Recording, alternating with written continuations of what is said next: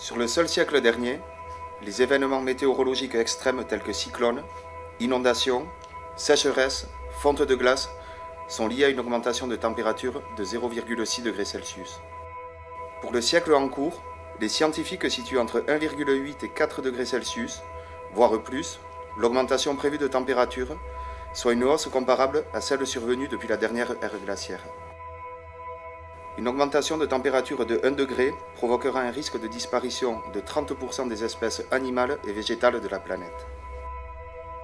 Avec 2 degrés, on assistera à une hausse très sensible du niveau des océans, l'effondrement de la productivité agricole des pays tropicaux et la multiplication d'inondations côtières. Avec 3 degrés, certains écosystèmes produiront plus de CO2 qu'ils n'en absorbent, provoquant un effet boule de neige et un emballement du climat, la famine pour 600 millions de personnes, une pénurie d'eau pour 3,5 milliards d'humains. Les politiques en voie d'élaboration pour la période 2012-2050 laissent présager une hausse de température de 4 degrés. Il ne reste plus que 10 à 15 ans pour changer de cap.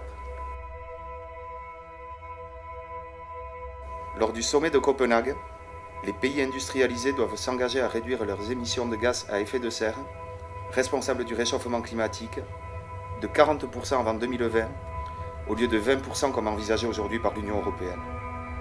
N'attendons pas qu'ils décident à notre place. Who would it now?